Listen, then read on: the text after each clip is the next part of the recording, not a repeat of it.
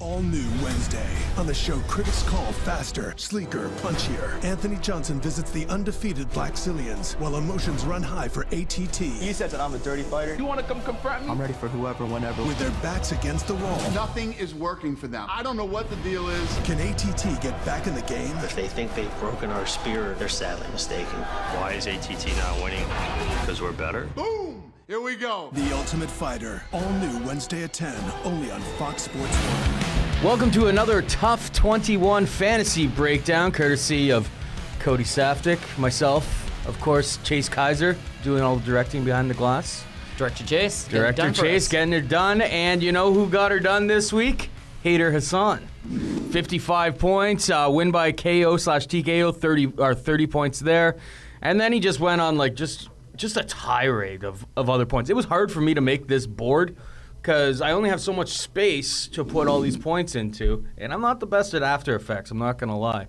And yeah, and he had 6 different things he scored points in. Saying bro, language censored, being shirtless in a normal human area, feeling disrespected, and thanking God. Hader Hassan, TUF fantasy master. Well, even in that little after show thing he did with Jason Jackson, I mean, he was even getting close. Now, you don't score points for that, but he's even like getting near death threat territory by buddy, I would have ended your career, bro. It's like, wow, this guy's really fired up. I mean, you got to love Hader Hassan. The one knock on him is that basically most of the teams decided to pick Hader Hassan, being that he was in the second tier and he had already had 2 wins over other cast members of the One Black of them Cillians. being Jason Jackson. One of them being Jason Jackson, which is a little rehashed rivalry, which is seemed to be coming up. But Hader Hassan, big performance on him, not only in the actual fight itself, which he absolutely starched Andrews Nakahara seemingly effortlessly. I mean, what was that, 30 seconds into the first round? Wasn't even close. But it's like you mentioned, it's his wide variety of saying bro and swearing and having his shirt off and thanking God. As he mentioned, he's a Muslim. He prays to God 6 times a day. So it's not crazy to think that if he's in more episodes,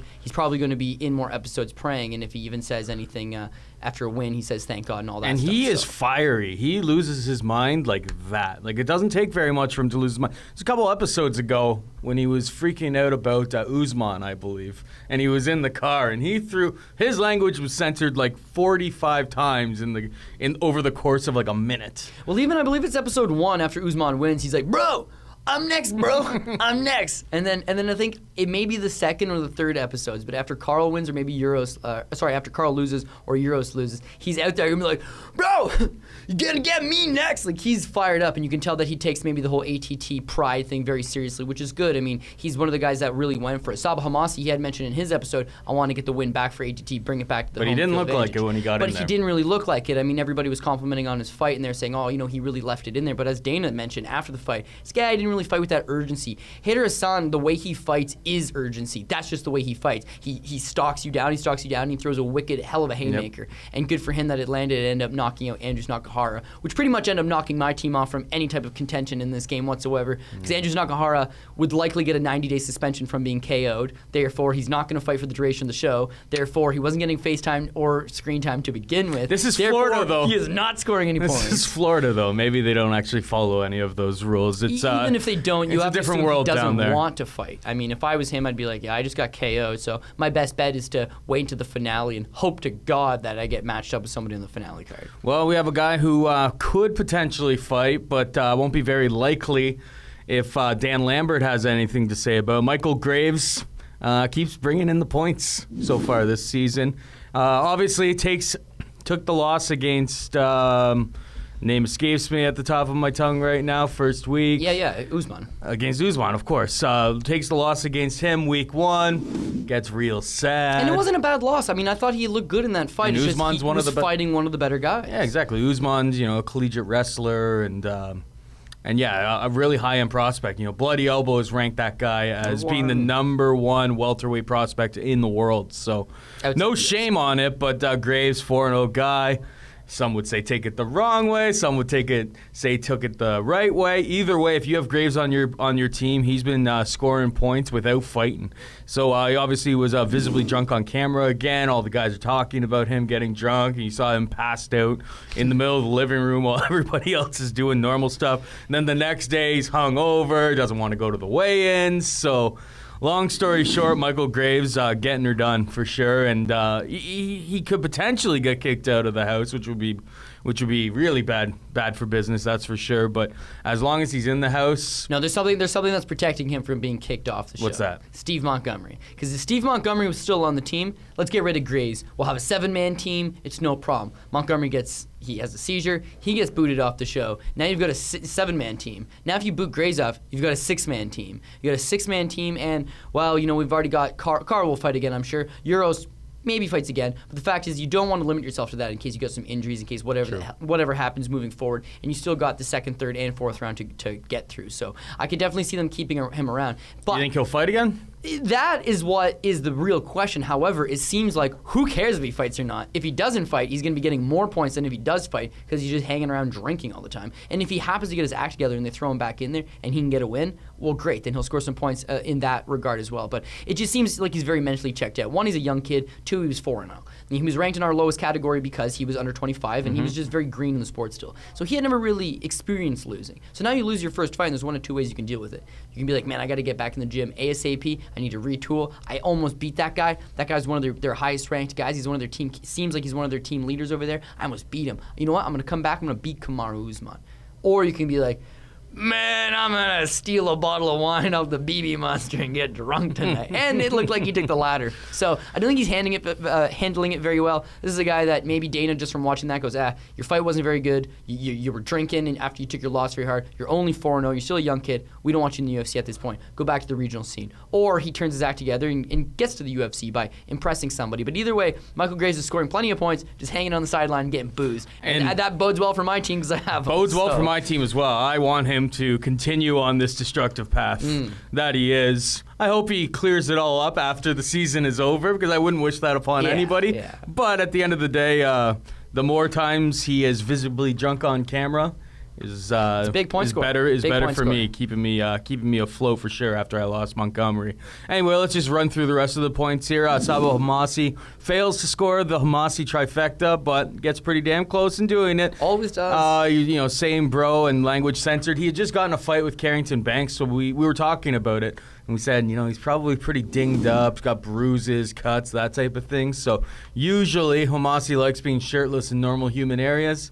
Maybe you just thought he'd just keep the clothes on this week. Yeah, but we know, as we discussed, it's probable that his male stripper background comes into play at some point. So you can bank on some shirtless points coming Homasi's way down the road. Things are going to get aggressive for sure. And then we got Steve Carl saying bro in language censored. Jason Jackson saying bro in language censored. That was when in his altercation with Hader Hassan when they were talking about their old fight and Hader Hassan being dirty and blah, blah, blah, blah, blah. Something that we're going to be probably seeing a lot of as the season moves forward. Kamaru Usman being shirtless. Nathan Coy, language censored. Dan Lambert, language censored. Every single week, Dan Lambert has gotten at least those 5 points for language censored, making him the better coach by a pretty long shot. I think first we get 15. So, yeah, I think he's got 35 points, and Glenn Robinson has 10. So it seems like Glenn Robinson was not the right coach to pick. No, and it seems like they're starting to wean Glenn Robinson a little bit out. I mean, as an editor, you know for sure, it's not like they have just a bunch of stock footage and that they're, as the episodes progress, they're cutting him out. But it seems like at the beginning of the season, they probably filmed a lot of stuff with Glenn Robinson. And then as it progresses, it's like this guy's awful in front of the camera. He says nothing that's of use. Let's just, we'll put him in where we can. So you see him the odd time thanking people. Oh, that's a good job. Or, get your back off the fence. You know what I mean? With Dan Lambert, it's like he's very interactive with his fighters, and therefore he likes to cuss, so he's picking up those points. Big takeaway for me, though, has to come back to Andrews Nakahara, because week 1 we saw with Graves, he lost, didn't take a whole lot of damage. With Euros, he lost, didn't take a whole lot of damage. With Steve Carl, he got choked out, didn't take a whole lot of damage. Andrews Nakahara was the first time it was like, this guy's not coming back, he ain't fighting again. He was on my team, and that has blown it for me. So what can you do? I have to rally around, just like the Montgomery owners out there. At least you didn't lose. What can you do? At least he didn't get you a minus 50. That's all I can say. Might as well have. He's got 5 points through, 4 or 5 weeks of action. He's got 5 points. That's a point per episode. And he scored them all in his last episode. It was an episode to him. And all he got, he's never been shirtless once this entire show. He's never sworn. He's never said bro. His thing was, I'm doing this for my family. And he just barely said that. Yeah, we had to do it. We had to basically give him the that 3 times. We had to give him the benefit of the doubt based on his poor English. Yeah. We gave him that one, but it was almost like charity at that point. I felt bad for Andrews Nakahara not scoring. Glenn any Robinson's points. like when he gives him his little speech, he goes, "Oh, Vitor Belfort told me this guy's going to be a world champion when he brought you to our gym." Well, I mean, that was pretty far off. So he's not the next Dean Thomas, that's for sure. MMA Dean scout. Thomas is the man. I know, he's an MMA scout these days. All right, so last week, I don't know who did it. Let's not blame Chase Kaiser. It's not Chase Kaiser's fault, but somebody deleted our TUF fantasy episode. And I know what you guys are saying. Oh, Paul drops out of the top 4 or top 3, and all of a sudden it just goes missing. No episode gets released out to the public. Well, I've made boards for it. I'm gonna give you guys all your little time in the sun here. Good for you. We got week 4 top 3. We got Jim Gunn and Brett APPLEY scored 55 points. Second place we had tie between Aaron Bronstetter, Jordan DeVoe, Jake Seeley, Ariel Schnerer, and Ryo the Great with 50 points. And tie between John Farragher, Cody Manton, Kevin Henry, and Shikato Fuka at 45 points. That was for week 4 top 3. And overall top 3 as of last week, we had Brett APPLEY in the lead at 240 points, Peter Gilbertson 235 points, and then third place we had a 4-way tie between Jordan DeVoe, Michael Mancini, Jake Seeley, and Ryo the Great, 220 points. So there you go, guys. There you go. Paul Shaughnessy not in the top 3. Paul Shaughnessy as a. I got Montgomery. But you got Montgomery. However, your saving grace is you are still beating me. So if that's anything. Well, that's not a saving grace. Your team's terrible. So. Buddy, Andrews Nakahara screwed me. If it was not for that, I was on the up and up. And I had a big week. This week. At least he's in the positive points. My guy lost all the points. But don't worry, guys. Everything has returned to order for the most part. I'm not going to win the whole tournament, but Paul Shaughnessy, number 1 scorer this week. Nice little bounce back week after getting Montgomery. I'm tied with Aaron Bronstetter, Leonard Willicke, Darcy Clausen, and Romero 12 with 110 points in week 5.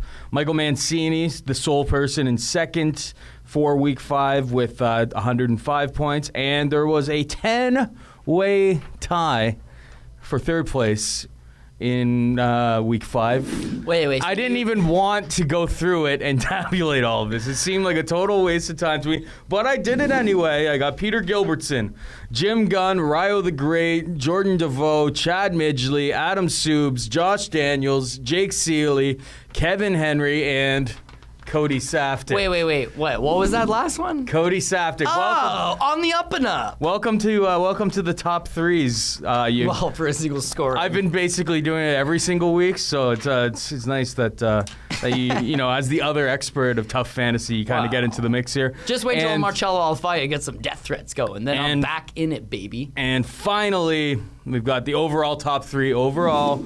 As of this week, Peter Gilbertson, 335 points. Michael Mancini, 325. And we got a 4-way tie. I'm pretty sure Jake Seeley, Ryo the Great, and Jordan DeVoe have the exact same team because they just show up in the exact same spots every single time. So Romero, 12. Jordan DeVoe, Jake Seeley, and Ryo the Great, 320 points. So 15 points off the pace for those guys, but I think that's about it. Any final thoughts there, Cody? No, just in terms of last week's episode getting deleted, Paul, it's hard to soar with the Eagles when you're surrounded by turkeys. So hopefully producer Chase Kaiser takes care of that. Boom, boom, and wah, wah, wah, wah, wah, wah, club sirens. And yeah, hopefully good times going from there. So that's about it. All right, that's all the time that we have for now. Thanks to Director Chase Kaiser, Cody Saftik, for giving us his, he's been giving good advice, though his team doesn't really. I picked my team before the season started. Doesn't really depict that. Yeah.